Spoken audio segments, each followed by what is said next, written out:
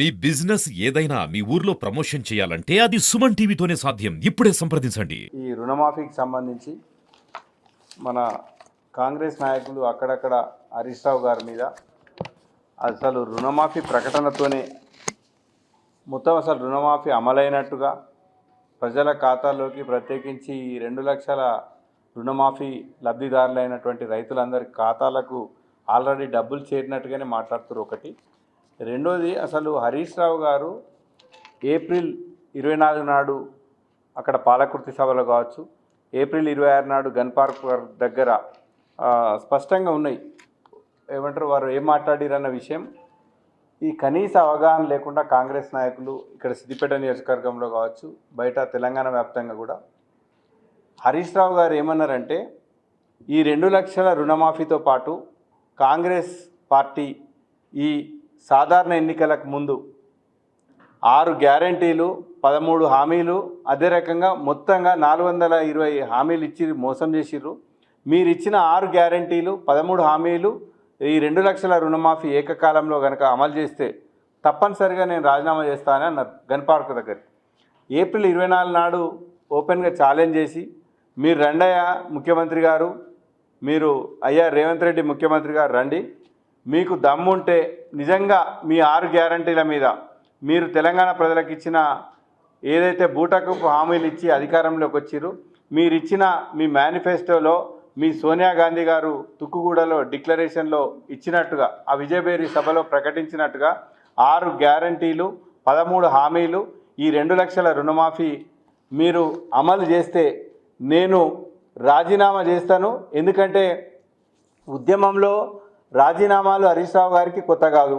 ప్రత్యేకించి అసలు BRS party డిఎన్ఏనే పోరాటం. ఈ తెలంగాణ రాష్ట్ర అవతరణ కోసమే రాజకీయం. మా పార్టీ పుట్టింది దానికోసం.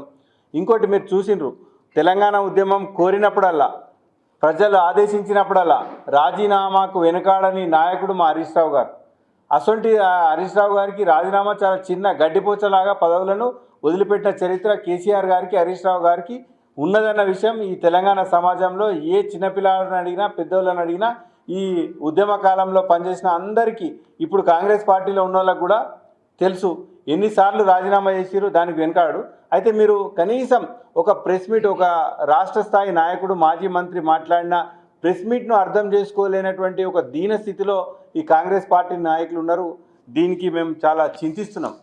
ఇప్పటికైనా సరే మీరు ఇచ్చిన 6 గ్యారంటీలు ఉన్నాయి కదండి, మీరు మహాలక్ష్మి అన్నారు, కేవలం ఫ్రీ బస్సులతోని ఒడగొట్టేసిరు.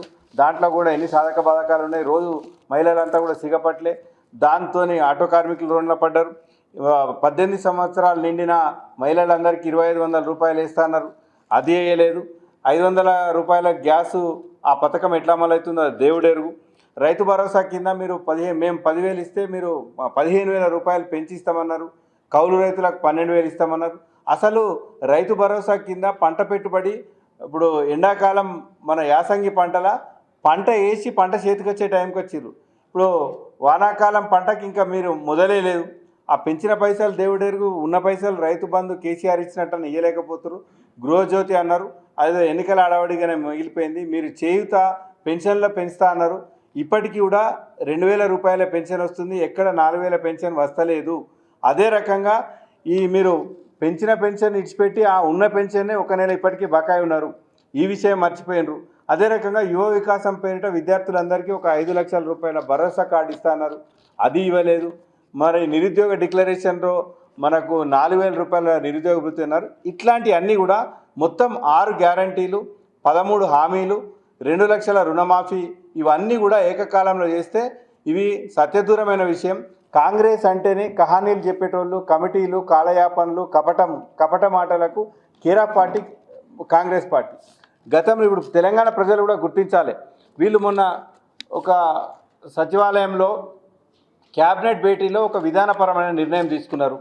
విధానపరమైన నిర్ణయం తీసుకోగానే ఇల్లలకంగానే పండుగ అయినట్టు మీరు ఆ విధాన నిర్ణయంలోనే చూడుర్రి, 39,000 కోట్లగా అంచనా వేసిన రుణమాఫీ విధాన నిర్ణయం తీసుకున్న వరకల్నే 31,000 కోట్లకు చేరుకున్నది.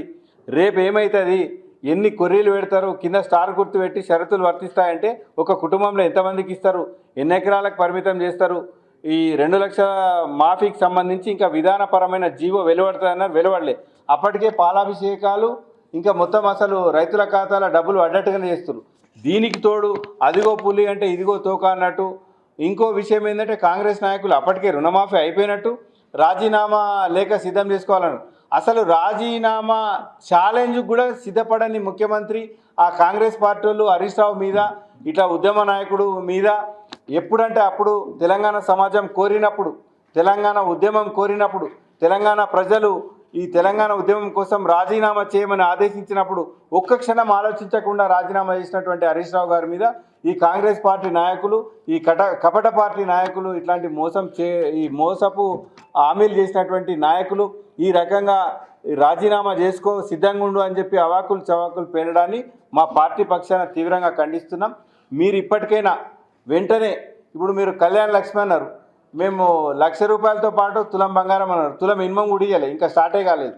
మీరు కేవలం సీఎంఆర్ఎఫ్ చెక్కుల మీద కేసీఆర్ బొమ్మ ఉందని ఆరోగ్యపరమైన విషయాలు కూడా నెగ్లెక్ట్ చేస్తున్నారు. పాఠ్య పుస్తకాలు వచ్చినాయి. ఒక చిన్న, మీరు ఎంతసేపు ప్రజాపాలన పేరిట ప్రతీకార పాలనే తప్ప ఇంకోటి లేదు. వెనకటికి ఒకటి స్టోరీ ఉన్నది, ఒక విలంపేస్తాడు, చంపేసి ఆ తర్వాత సమాజానికి క్షమాపణకి నేను సన్యాసులలో కలుద్దాం అనుకుంటున్నా స్వామి అంటే, నువ్వు గింత మంచిగా సూటు బూట్ వేసుకున్నావు, నీతో సన్యాసం కాదు, నువ్వు విలాసవంతంగా గడిపినావు అని సన్యాసం అంటాడు అన్నట్టు. అంటే సార్ నేనెందుకు సన్యాసం చేసుకున్నాను, ఉన్న బట్టలన్నీ పరాపరా చింపేస్తాడు. అప్పుడు సన్యాసి చెప్తాడు అన్నట్టు, నువ్వు నీ తల్లిదండ్రులను భార్యను చంపినప్పుడు గదే కోపంలో ఉన్నావు, నువ్వు సన్యాసం తీసుకుందామని ఆలోచన వచ్చి కూడా గదే కోపంలో ఉన్నావు. సేమ్ రేవంత్ రెడ్డి పరిస్థితి కూడా అప్పుడు ప్రతిపక్షంలో ఉంటే కూడా కేసీఆర్ని విమర్శించడం ద్వారా పెద్దగైతా అనుకున్నాడు. ఇప్పుడు కూడా ప్రజలకు ఇచ్చిన హామీల పట్ల చిత్తశుద్ధి లేదు. కేవలం గత ప్రభుత్వంలో ఏం తప్పులు ఎత్తుకుదామా, ప్రజాపాలన పేట ప్రతీకార పాలన చేస్తూ, నాకు తెలిసి అన్నీ మార్చి కేసీఆర్ ఆనవాళ్ళు లేకుండా అంటే ఈ భూమి ఉన్నంత కాలం, ఈ మట్టి ఉన్నంత కాలం, ఈ తెలంగాణ రాష్ట్రం మనుగడ సాధించినంత కాలం కేసీఆర్ పేరును కానీ, మా ఈ గులాబీ జెండాను, హరీష్ రావు లాంటి ఉద్యమకారుల పాత్రను దీని నుంచి చెరపలేరు. అట్లాంటి చిలిపి ప్రయత్నం చేయొద్దు. అట్లా చేసిన వాళ్ళు కాలగర్భంలో ఈ రాజకీయంలో ప్రజాస్వామ్య అవనిక మీద ఏం జరిగిందో గత చరిత్ర తెలుసుకోవాలి.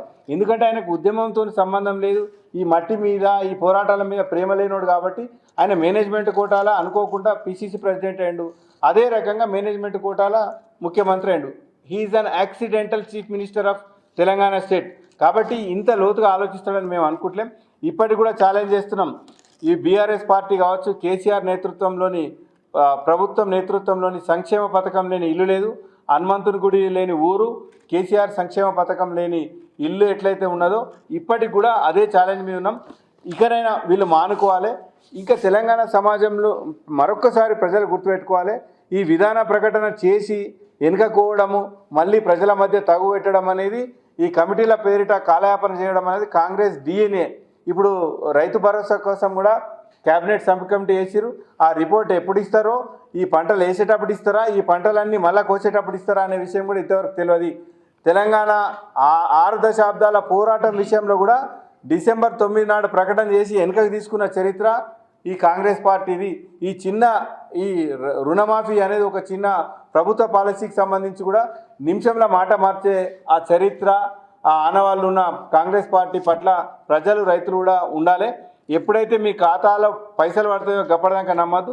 దీనికి తోడు మీరు చిత్తశుద్ధితో 6 గ్యారంటీలు 13 హామీలు ఎప్పుడు చెప్తారో చెప్పకుండా ఉల్టా తప్పు చేసినోడు ఉల్టా మళ్ళా ఉద్యమకారులను తిట్టినట్టు ఈ హరీష్ రావు గారిని రాజీనామా సిద్ధం చేసుకో అంటారు. అసలు ఛాలెంజ్ కూడా చేతగాక ఇంట్లో వండుకున్నటువంటి మీ ముఖ్యమంత్రి కాంగ్రెస్ పార్టీ ఫస్ట్ అసలు మా చిత్తశుద్ధితో అని ప్రశ్నించుకోవాలి.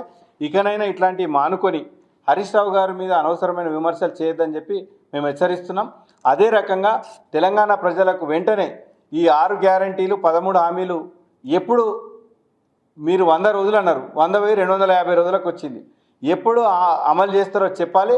లేకుంటే మీరు అమలు చేసేంత వరకు కూడా ప్రధాన ప్రతిపక్ష హోదాలో ఈ తెలంగాణ గడ్డ మీద అత్యంత బాధ్యత కలిగిన పార్టీ కాబట్టి ఈ గులాబీ జెండా సైనికులు కేసీఆర్, హరీష్ రావు గారి నేతృత్వంలో కాంగ్రెస్ పార్టీని, వారి నాయకులు నిలదీస్తామని చెప్పి హెచ్చరిస్తున్నాం. భారతదేశానికి అట్లాంటి ఈ ప్రజాస్వామ్యంలో రాజీనామాలు అనేటువంటి అగ్ని పరీక్ష అనేక సార్లు ఎదుర్కొన్న మా పార్టీ, మా నాయకులు కూడా అంతకంటే పునీతులు అని చెప్పి మరోసారి కాంగ్రెస్ పార్టీ నాయకులకు తెలియజేస్తున్నారు.